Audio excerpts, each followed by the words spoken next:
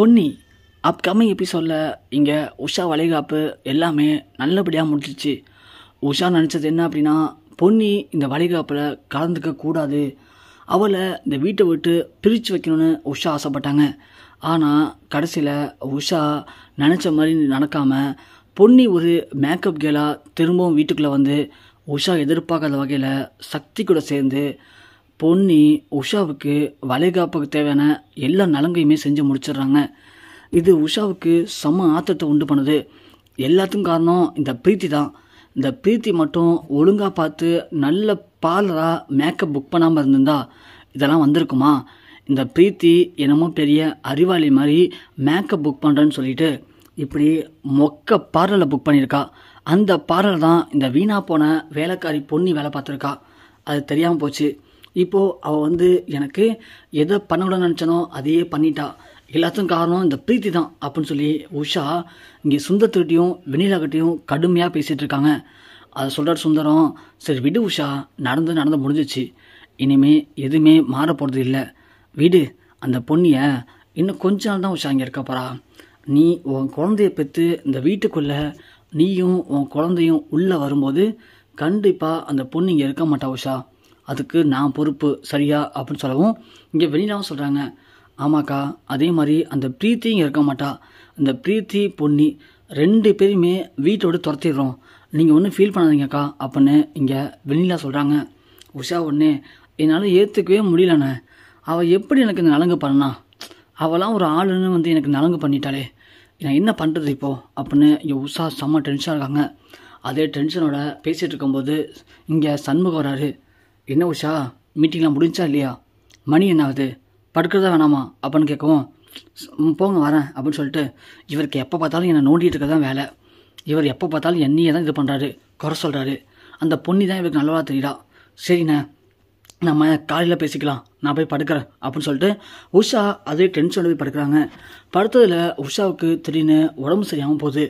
அடுத்த நாள் காலையில் அவங்களுக்கு லைட்டாக ஃபீவராக இருக்குது, டென்ஷன் பிபி ஏறிடுது. உடனே சண்முகம் உஷாவை அழைச்சிட்டு டாக்டர்கிட்ட போய் காட்டலான்னு சொல்லி ஹாஸ்பிட்டலுக்கு போகிறாரு. அங்கே போனதும் அவங்களுக்கு ஸ்கேன் பண்ணணும், செக்கப் பண்ணணும் அப்படின்னு சொல்கிறாங்க. சரின்னு ஸ்கேன் கொடுத்துட்டு அங்கே உட்காந்துருக்காங்க. அப்போன்னு பார்த்து இங்கே வீட்டில் சுந்தரத்துக்கு ஒரு ஃபோன் வருது. யாருன்னு பார்த்தா தாஸ் தான். ஸோ தாஸோட ஃபோனை பார்த்ததும் இங்கே சுந்தரம் செம்ம டென்ஷன் ஆகிறாரு. ஆஹா, காலையிலேயே இவன் ஃபோன் அடிச்சிட்டானே, என்னவா இருக்கும் அப்படின்னு சொல்லி திருன்னு ஃபோன் எடுத்துகிட்டு வெளியில் போய் பேசுகிறாரு.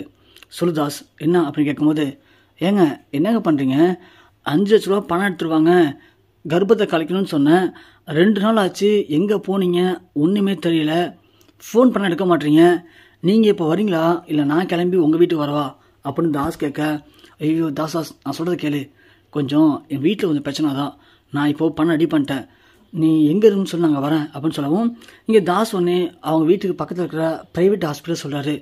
அந்த ஹாஸ்பிட்டலில் தான் நான் பேசியிருக்கேன், நீங்கள் அந்த ஹாஸ்பிட்டலுக்கு வாங்க, வாசல் வெயிட் பண்ணுங்கள், நான் என் தங்கச்சி அழைச்சிட்டு வரேன், வந்தால் கர்ப்பத்தை கழிச்சிடலாம் அப்படின்னு சொல்லவும் சுந்தரம் ஒன்று சரி தாஸ் நான் வந்துடுறேன் நீ வா அப்படின்னு சொல்லிட்டு இங்கே போய் அவசரமாக கிளம்புறாங்க. கிளம்பும்போது பவானி சொல்கிறாங்க, ஏங்க சாப்பிட்லையா அப்படின்னு கேட்கும்போது, இல்லை பவானி எனக்கு சாப்பாடலாம் வேணாம், எனக்கு கொஞ்சம் அர்ஜென்ட் அப்படின்னு சொல்கிறாங்க. சரிங்க போகிறதான் போகிறீங்க, சிவானி அப்படியே ஸ்கூலில் ட்ராப் பண்ணிட்டு போகிறீங்களா அப்படின்னு கேட்கும். பவானி நீ என்ன புரிஞ்சுக்கிட்டு பேசுகிற, நான் தான் அர்ஜென்ட் சொல்கிறேன் அப்படின்னு சொல்லுவோம்.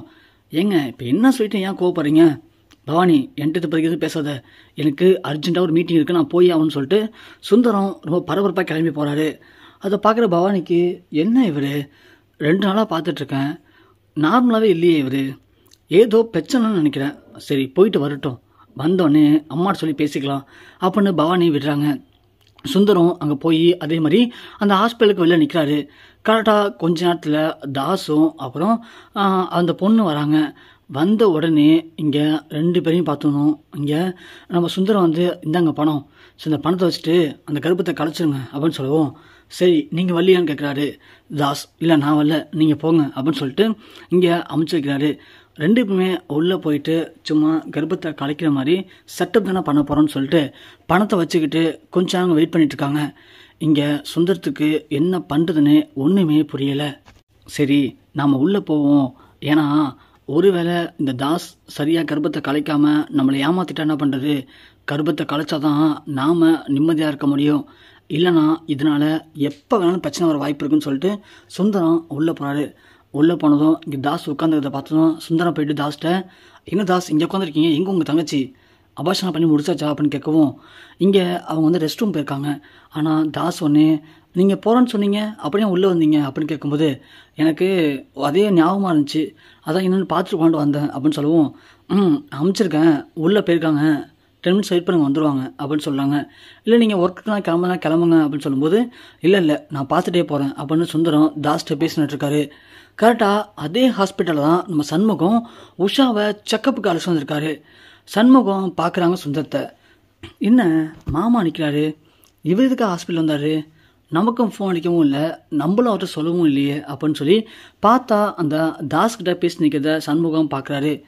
யார் இவன் உட்காந்துருக்கான், மாமா நின்றுட்டு பேசிகிட்டு இருக்காரு, என்னவா இருக்கும், போய் கேட்கலாமா அப்படின்னு சண்முகம் கிட்டக்கு வரும்போது தான் கரெக்டாக அந்த தாஸ் சொல்கிறான், இங்கே பாருங்கள் அபார்ஷன் பண்ணுறதுனும் அவ்வளோ ஈஸி இல்லை, புரியுதா, இது வந்து மினிமம் தான் 5 லட்ச ரூபாங்கிறது, 5 லட்ச ரூபா கொடுத்து அபார்ஷன் தான் பண்ண முடியும், அதுக்கப்புறம் அவளுடைய ஹெல்த்தை பார்த்துக்கணும், அவளை ஒரு பாடகியாக ஆக்கணும்னு சொல்லி நாங்கள் இவ்வளோ கஷ்டப்பட்டு அவளை வளர்த்துருப்போம், ஆனால் நீங்கள் கசக்கி போட்டுட்டீங்க, அவளை திரும்ப நார்மல் ஆக்கணும்னா இன்னும் செலவாகும், அதனால் இந்த 5 லட்ச ரூபாயோட எல்லாம் முடிஞ்சிட மட்டும் நினைக்காதீங்க, அது ரொம்ப தப்பு, அப்படி நீங்கள் நினச்சிங்க அப்படின்னா கண்டிப்பாக நீங்கள் என் தங்கச்சியை கல்யாணம் தான் பண்ணிக்கணும் அதுக்கு அப்படின்னு சொல்லவும் சண்முகம் எல்லாத்தையுமே கேட்டுறாரு.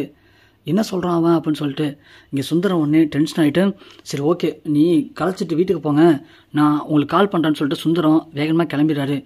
உடனே சண்முகம் பொறுமையாக வந்துட்டு அந்த தாஸ்கிட்ட பேசுகிறாரு. ஹலோ யார் நீங்கள், அவர்கிட்ட என்ன பேசிட்டு இருந்தீங்க அப்படின்னு கேட்கவும், நீங்கள் யார் சார் அதெல்லாம் கேட்குறீங்க அப்படிங்கும், நான் அவருடைய ஃப்ரெண்டு தான், அவர் ஏதோ பிரச்சனைன்னு சொன்னார், அதான் என்னன்னு கேட்குறேன், என்னாச்சு என்ன பிரச்சனை அப்படின்னு கேட்கவும் அவனும் சமாளிக்க ட்ரை பண்ணுறான். இங்கே பாருங்கள் சுந்தரம் ரெண்டுலேருந்து சொல்லிட்டாரு, இந்த குழந்தை மேட்டை தானே சொல்கிறீங்க அப்படின்னு சொல்லவும் இங்கே தாஸ் ஒன்று, ஓ அப்போது அவருக்கு தெரிஞ்சவர் தான் போல், எல்லா விஷயமும் தெரியுமா அவங்களுக்கு அப்படின்னு கேட்கவும், எல்லா விஷயமும் எனக்கு தெரியும், சொல்லுங்கள் இப்போ என்னாச்சு அப்படின்னு கேட்கவும் தாஸ் ஒன்று எல்லாத்தையுமே சொல்கிறான். இதுமாதிரி என் தங்கச்சியை பாடகை ஆக்கணும்னு சொல்லி அனுப்பிச்சி விட்டேன், ஆனால் அவர் என் தங்கச்சியை ஏமாற்றி நெருங்கி பழகி இப்போது என் தங்கச்சி கன்சீவ் ஆகிட்டா, அதை கலைக்கிறதுக்கு 5 லட்ச ரூபா பணம் கேட்டேன் கொடுத்துட்டு போகிறாரு அப்படின்னு சொல்லவும் இங்கே சண்முகம் செம்ம ஷாக்காக வர்றாரு. அப்போது மாமா எவ்வளோ பெரிய மோசமான ஆளை பார்த்துருக்காரு, நம்ம அக்காவுடைய வாழ்க்கையை கெடுத்துட்டாரு அப்படின்னு இங்கே சண்முகத்துக்கு அப்போ தான் புரியுது. உஷாவை அழைச்சிக்கிட்டு வீட்டுக்கு போகிறாரு. போன உடனே இங்கே சந்திரசேகர்கிட்ட போயிட்டு சண்முகம் சொல்கிறாங்க, இந்த மாதிரி மாமா எப்படி அப்படி கேட்டுவாளை பார்த்துருக்காரு பாருங்க அப்படின்னு சொல்லவும் இங்கே சந்திரசேகர் செம்ம கடுப்பாடுறாரு. உடனே கடுப்பாறதை பார்த்து பவானி பார்த்துறாங்க. என்னாச்சுரா என்னப்பா என்ன பிரச்சனை அப்படின்னு கேட்கும்போது இங்கே சந்திரசேகர் எல்லாத்தையும் சொல்கிறாங்க. இந்த மாதிரி மாப்பிள்ளை ஹாஸ்பிட்டலில் ஒரு பொண்ணு வந்து கன்சீவ் ஆகிட்டான்னு சொல்லி கலைக்கிறதுக்காக அழைச்சிட்டு போயிருக்காரு, அதுவும் 5 லட்ச ரூபா பணம் கொடுத்துருக்காரு அப்படின்னு சொல்லவும் இங்கே பவானிக்கு சம்மதிச்சு அது என்ன சொல்கிற சண்முகம் அப்படின்னு கேட்கும்போது, ஆமாக்கா எல்லாமே உண்மைதான், நான் கண்ணால் பார்த்தேன், நானே விசாரித்தேன், அவன் தான் சொன்னான் அப்படிங்கவும் இங்கே பவானி நம்புற மாதிரி தெரில. உடனே அப்போ தான் சண்முகம் அந்த ஃபோன் எடுத்து காட்டுறாரு. இங்கே பாருக்கா நான் வீடியோ எடுத்திருக்கேன் அப்படின்னு சொல்லி வீடியோ காட்டவும் வீடியோவில் அந்த தாஸ் பேசின எல்லாமே ரெக்கார்டாக இருக்குது. அதை கேட்டதும் பவானி துடிச்சு போகிறாங்க. அப்பா என் வாழ்க்கையே போயிடுச்சுப்பா, என்னை நல்லாவே ஏமாற்றிட்டு இருப்பா அவரை நான் எந்த அளவுக்கு நம்பியிருந்தேன், அவர் தானே எல்லாமே சொல்லி மலை போல் நம்பியிருந்தேன், ஆனால் அவர் போய் எனக்கு இப்படியா அப்புறம் துரோகத்தை பண்ணுவார்னு நான் எதிர்பார்க்கவே இல்லையேப்பா, அப்போது நான் அவ்வளோதானாப்பா அப்படின்னு பவானி கண் கலங்கி அழுகுறாங்க. அப்போ தான் சுந்தரம் வரவும் சுந்தரம், என்னாச்சு பவானி என்னாச்சு ஏன் அழுகுற, உடம்பு சரியா அப்படின்னு சொல்லி ஓடி வராரு.